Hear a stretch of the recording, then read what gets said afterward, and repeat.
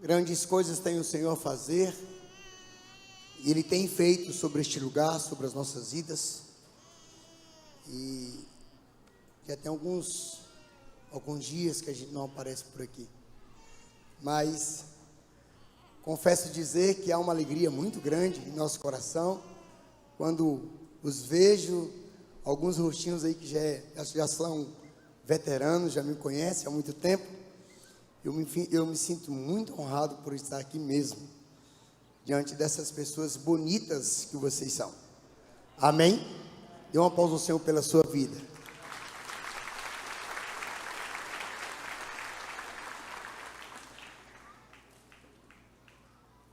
Falar sobre esse tema, ele é muito importante. O Rei de toda a terra. E eu fico a me perguntar como isso é possível, se ele não invade o coração de ninguém. Como isso é possível, se ele não é aquele que impõe nada sobre a sua vida. Como isso é possível, ele ser o rei, pelo menos da minha vida. Apesar de nós termos ciência de que sobre ele, debaixo dele está tudo, todas as coisas, nada acontece debaixo dos céus e acima da terra que não seja diante de uma permissão de Deus. Mas como isso é possível?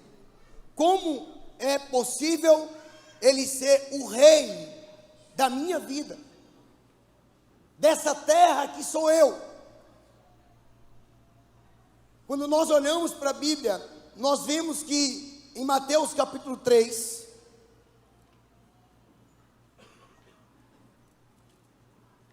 Mateus no capítulo 3, no versículo 1,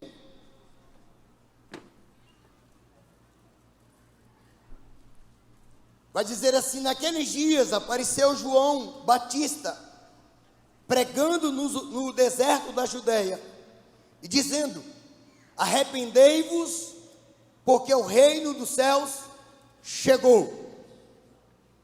O pessoal da mídia aí, a Bíblia é a século 21, tá bom? Se quiserem trocar é melhor. Amém, obrigado. Dizendo: é chegado o reino, arrependei-vos, porque é chegado o reino dos céus, ou chegou a vós o reino dos céus. Observe comigo que João surge no deserto, proclamando. Ele é a voz que clama no deserto, ele é a voz que está anunciando a chegada de um reino, o reino dos céus. O reino dos céus, ele precisa ser estabelecido na terra, para que o reinado de Deus aconteça sobre essa terra. O rei de toda a terra precisa reinar sobre as nossas vidas, mas isso se faz necessário que esse reino seja alcançado, ele alcance a vida das pessoas. No capítulo 4, aparece Jesus. João acaba de ser preso, já não podia mais propagar a respeito desse reino, e a Bíblia diz no versículo 17, daí em diante, diante de quê? Daí do quê? Daí da prisão de João Batista, que já não podia mais propagar acerca desse reino, surge Jesus dizendo: olha, daí em diante, o que é que diz? Começou a pregar, dizendo: arrependei-vos, porque chegou o reino dos céus. Mais uma vez surge alguém que está trazendo a evidência, a notoriedade de que é possível e é necessário que o reino do céu seja estabelecido sobre essa terra. Quando a gente vai observar o apóstolo Paulo, lá no capítulo 28 de Atos dos Apóstolos, no capítulo 28 de Atos, no versículo de número 30, Paulo está morando ou morou durante 2 anos inteiros na casa que havia alugado e recebia todos os que visitavam. E ali, versículo 31 vai dizer: pregando o reino de Deus e ensinando as coisas concernentes ao Senhor Jesus Cristo, com toda liberdade e sem impedimento algum. João Batista surge falando sobre o reino dos céus. Jesus dá continuidade falando sobre o reino dos céus. Jesus, por sua vez, morre, assente-se ao céu e levanta agora Paulo, dizendo: olha, é necessário que esse reino seja estabelecido, é necessário que esse reino seja anunciado, e convém que você dê continuidade juntamente com os outros apóstolos, porque foi para isso que eu lhe chamei, e eu vou lhe ensinar o quanto se faz necessário padecer para que esse reino seja estabelecido na terra. Mas a gente vai observar, queridos, que exatamente em Mateus capítulo 6, e é sobre isso que eu quero compartilhar com vocês nessa noite. Em Mateus capítulo 6, no versículo 9,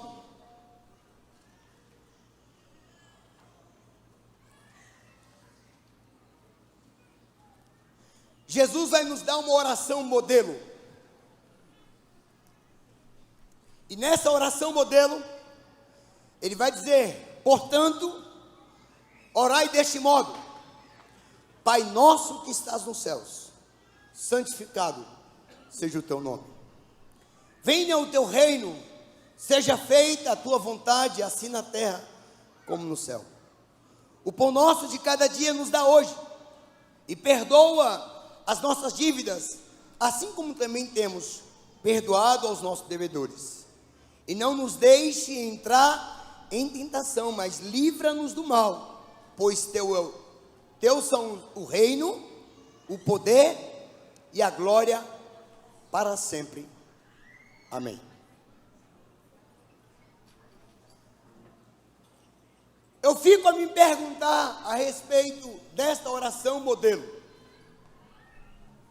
porque na oração modelo de Jesus, ele está nos convidando e nos ensinando a chamar o reino de Deus à existência. Trazer o reino de Deus à existência, para que o rei de toda a terra governe, para que o rei de toda a terra venha exercer o seu reinado sobre a minha vida e sobre a tua vida. E aqui nós vemos, queridos, e nos é feita uma pergunta: de quem é esse rei? Ou quem é esse governante? Quem é essa pessoa? Eu fico muito impactado a respeito disso, porque como você e eu somos sabedores, Jesus é o único Filho de Deus. Porque Deus amou o mundo de tal maneira que deu seu Filho unigênito, único. Mas na sua oração modelo, ele diz: olha, vocês darão início à oração modelo, chamando Deus de Pai. Pai nosso que está nos céus. Jesus aqui, ele não apresenta Deus como El Shaddai, o Todo-Poderoso. Ele não apresenta Deus como Raá, como Tessidiqueno, como Nissi. Não, ele apresenta Deus como Abba, como Pai. E nos traz o entendimento de que essa paternidade de Deus, ela quer ser exercida em nossas vidas. É por isso que ele diz: olha, é necessário que você entenda quem Ele é para você. Porque muitas vezes nós achamos que Deus é um velho carrasco, barrigudo, com a varinha para chicotear, para maltratar e para impor limites à sua vida, quando na realidade o que Ele quer ser, meu e seu, é o nosso Pai. Esse reino que será exercido, que será governado. Ele quer ser governado não como Deus e Senhor sobre toda a terra, não, mas como alguém que conhece a minha necessidade, a tua necessidade, que sabe quem nós somos, pois somos os seus filhos. E aí é preciso que nós compreendamos a importância dessa expressão de Jesus: Pai nosso que estás nos céus. Eu fico a pensar, porque Jesus ele não para apenas nessa expressão, Pai nosso que estás nos céus, mas ele vai continuar dizendo: olha, seja feita, aliás, Pai nosso que estás nos céus, santificado seja o teu nome. Queridos, quem é este que governa sobre as nossas vidas? Ou quem é esse que quer governar, que quer reinar sobre nós? Quem é este rei? É o rei dos céus. É aquele que tem poder sobre os céus. Jesus deixa claro em dizer: olha, Pai nosso que estás nos céus. Ele está nos céus. Ele é Senhor sobre tudo e sobre todos. Mas a chamada é: venha o teu reino. Aqui, aonde? Aonde? Aonde, irmãos? Na terra. E o que você é? O que você é? Terra. Alguns se julgam maiorais. Alguns se julgam o último gole lá do deserto. Alguns se julgam tantas e tantas outras coisas. Mas você é terra. Morrendo você é terra. Você vai virar pó. E o reino de Deus, ele precisa ser estabelecido nos céus. Mas ele precisa ser estabelecido na minha vida, na minha terra. Na terra que sou eu. Jesus está falando: é necessário que a vontade de Deus seja estabelecida na terra como é no céu. O rei de toda a terra, o rei que governa, o rei que domina, o rei que é sobre tudo e sobre todas as coisas. Eu acho interessante, porque em Romanos 14, 11, vai dizer que todo joelho se dobrará. Todo joelho há de se dobrar. O que é que diz aí? Porque está escrito: juro por minha vida, diz o Senhor, que todo joelho se dobrará. Diante de mim toda a língua confessará a Deus. Ei, Ele é seu Pai.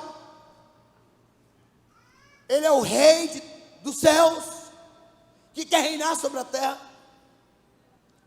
Mas uma coisa que você precisa entender é que está sobre Ele toda a autoridade. Está nele toda a autoridade. Quer você reconheça ou não, quer que você entenda ou não, chegará um dia em que todo joelho há de se dobrar e confessar que Ele é Senhor. Ele é Senhor. Ele é Senhor. Ele é Senhor. Mas o que é preciso para que eu faça parte deste reino? O que é necessário para que o rei de toda a terra governe sobre a minha vida? Jesus está nos dando a devida recomendação. Você vai entrar dentro do seu quarto, vai começar a orar, e você vai pedir: venha o teu reino. Me mostra então que a primeira coisa que é preciso para que eu faça parte desse reino é eu querer. Deus respeita a minha vontade, querido. Deus respeita a tua vontade. E naquilo que você quiser, Ele irá fazer. Naquilo que você buscar, naquilo que você desejar, Ele irá realizar. Agora é necessário que você o convite, venha o teu reino sobre a minha vida. Senhor, peço que o Senhor governe sobre mim, estabeleça sobre mim. Eu te convido, venha o teu reino. O reino de Deus precisa ser estabelecido. Mas não só eu preciso convidá-lo, mas é necessário que eu me submeta a essa vontade. Quando ele vai dizer, olha, venha o teu reino e seja feita a tua vontade. Seja feita a tua vontade. Ei, se você e eu não submetermos à vontade de Deus, Ele não irá governar sobre nós. Ele não será o rei, não é de toda a terra não, é da sua vida. Porque, quer você queira ou não, um dia nós iremos confessá-lo como Senhor e Salvador. Nós iremos reconhecer que está sobre Ele toda a autoridade. Nós vamos nos dobrar e dizer, Ele realmente é o santo, é o guarda de Israel. Ele é Senhor sobre tudo e sobre todos. Mas você não se deixou ser governado por Ele. Você não se permitiu ser cuidado, orientado por Ele. Ele vai olhar para você, vai olhar para mim, caso nós não tenhamos feito isso. Apartai-vos de mim, maldito, porque eu não vos conheço. Jesus nos dá uma oração modelo, mas nos dá uma oração de ensino de princípios. Ele nos dá orientações, nos mostrando como deve ser o nosso procedimento, como devemos agir e como devemos nos portar diante desse rei que reina sobre toda a terra. Se eu preciso convidá-lo, se eu preciso me submeter, é necessário que eu entenda, querido, que Ele tem o controle de tudo. A Bíblia diz que a terra está na palma das suas mãos. É dele o governo.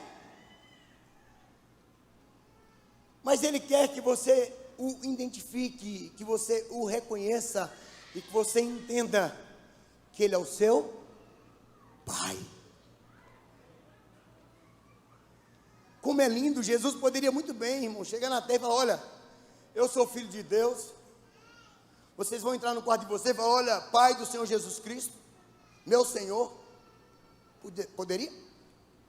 Sim, poderia. Mas Ele diz, não, Pai nosso que estás nos céus. Como há um desejo de Deus reinar sobre nossas vidas.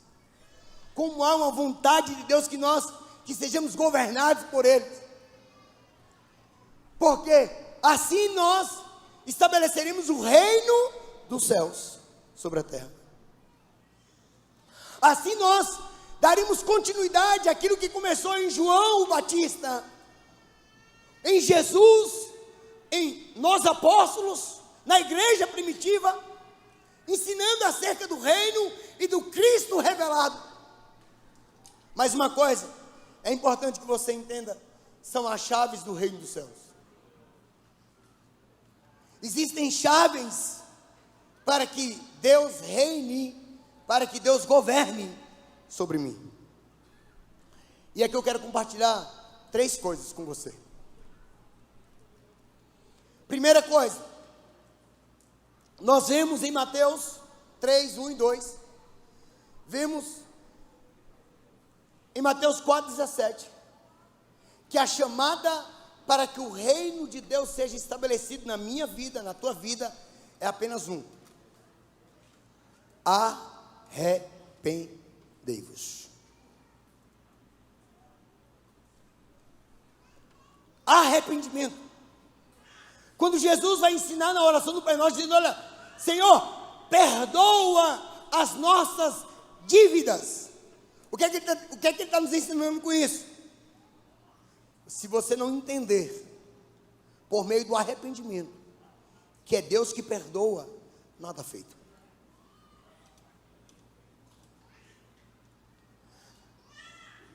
João o Batista diz, olha, arrependei-vos, porque é chegado o reino dos céus.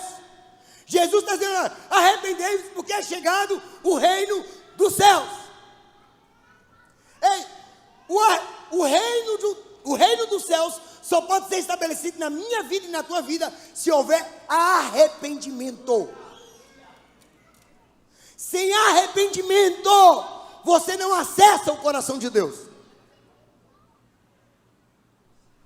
Sem arrependimento, não há como Ele nos perdoar. Sem arrependimento, não há como o reino de Deus ser estabelecido sobre a minha vida ou sobre a tua vida. Arrependimento. Arrependimento se faz necessário. Arrependimento é reconhecer o que Ele representa para mim. No livro de Atos 17, versículo 30 e 31. Deixa eu olhar para a pesca aqui que é melhor. Deus não levou em conta os tempos da ignorância, mas agora ordena que todos os homens, em todos os lugares, se arrependam. Pois determinou um dia em que julgará o mundo com justiça, por meio do homem que estabeleceu com esse propósito, e Ele garantiu isso a todos, ao ressuscitá-lo dentre os mortos. Ei, se você e eu não nos arrependermos, nós não faremos parte do reino dos céus. É por isso que Ele vai dizer: olha, é necessário que você entenda que na condição que você se encontra, você precisa pedir perdão. Perdoa as minhas dívidas. Perdoa os meus pecados. Perdoa as minhas fragilidades. Perdoa os erros que eu cometo. Perdoa. Só o perdão de Deus nos permite acessar o coração dele. O Rei de toda a terra governará sobre as nossas vidas quando houver em mim e em você o sincero arrependimento. O que é que você está fazendo? Ou o que você tem feito? Eu acho engraçado, irmãos, que na igreja todo mundo é lindo. Olha para a pessoa que está do seu lado, veja como ele é bonito. Ele é bonito. Algumas pessoas são um pouco exigentes, talvez não possam lhe achar bonito, mas você é bonito. Amém? Deus lhe chama de filho, e Deus não faz filhos feios. Algumas pessoas são mais exigentes, é normal isso. Normal isso. Mas o arrependimento é necessário. O arrependimento é a condição, querido, para sermos perdoados. Mas não só perdoar, porque se a chave é o arrependimento e o reconhecimento de quem Deus é, para a minha vida, para a sua vida, que fique claro para você, a primeira chave é o reconhecimento de quem Deus é. Quem Deus é para você? Pai. Mas mesmo sendo Pai, Ele virá como Deus para governar a terra e para julgar a terra. Mas segunda coisa, é preciso que eu tenha entendimento sobre a necessidade de um arrependimento genuíno e verdadeiro. E dentro desse arrependimento que se faz necessário, para que eu veja o Senhor, para que eu conheça o Senhor, Ele me condiciona a exercer o perdão. Ele vai dizer: perdoa as minhas dívidas. Assim como? E aí eu quero lhe fazer uma pergunta simples e clara. Como é que está o teu relacionamento entre os teus? Porque lá fora a gente nem se importa tanto com o que o povo pensa. Mas como está o teu convívio dentro da tua casa? Como está o convívio com os teus irmãos, com as tuas cunhadas, com os teus cunhados, com a tua sogra, com a tua nora, com o teu sogro, com o teu primo? Como está o convívio? Você acredita que existe crente, que ele é crente aqui, mas na casa dele ele não fala com a pessoa? Tem desse tipo de crente. Você acredita que tem crente que ele sai de casa, traz a sua oferta, coloca no gasofilácio, que ele está achando que Jesus está recebendo a oferta dele? Ó inocente. Se você não se consertar primeiro em casa, a sua oferta nem aceita é. Como é que você quer que Deus governe sobre a sua vida? Como é que você quer que Deus reine sobre a sua vida, se Ele não governa nem as suas emoções? Se você é governado por ela e não é Deus que o governa.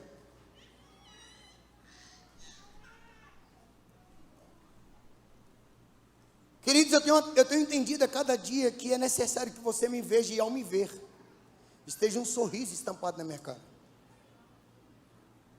Você sabe por quê? Porque ninguém é obrigado a se deparar com sua cara amarrada e achar que está tudo bem. O Espírito de Deus que está em você, ele lhe constrange a tal ponto em amor, que é preciso que haja em você uma gratidão constante.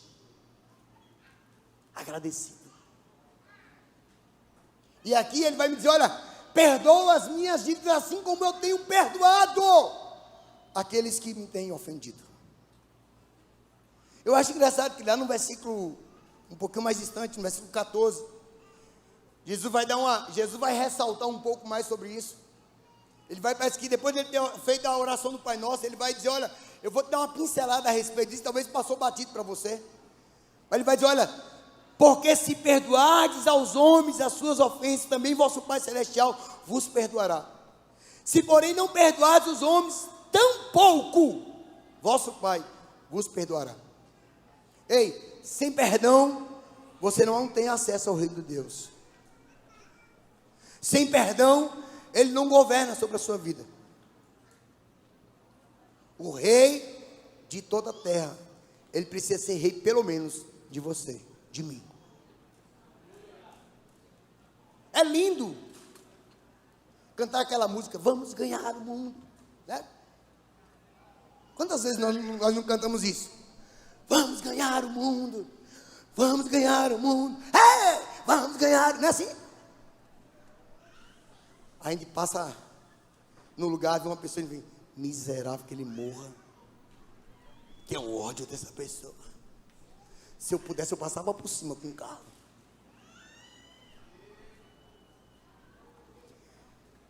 Perdoar é uma condição, querido, para fazer parte do reino dos céus. Perdoar é sinônimo de que Deus governa sobre a sua vida e que Ele é o rei, pelo menos, de você. O rei de toda a terra.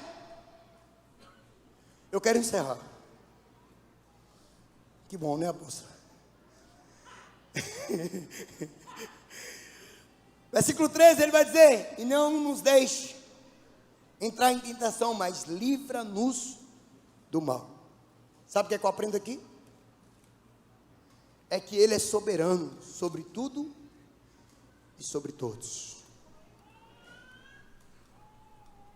Ele é quem nos livra do mal. É Ele quem nos guarda. Ele é quem nos protege. Mas quando é que isso acontece? Quando Ele é o rei sobre a minha vida. Quando Ele é o rei sobre a minha terra. Quando Ele é o rei sobre a minha casa. Quando Ele é o rei sobre a minha família. Quando Ele é o rei de uma cidade. Quando Ele é o rei de um país. Ele livra do mal. Eu quero lhe convidar a se colocar em pé, por gentileza.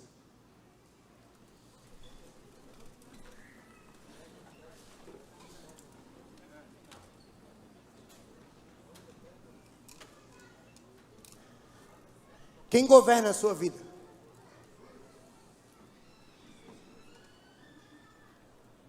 O que Deus representa para você? ao olhar para Deus, como você se vê. Queridos, eu tenho falado que o meu diálogo com Deus, e olha que eu converso muito com Deus, mas quase não peço nada a Deus. Primeiro que eu não me julgo merecedor. Mas eu entendo que uma petição, um pedido somente é suficiente para Ele me atender.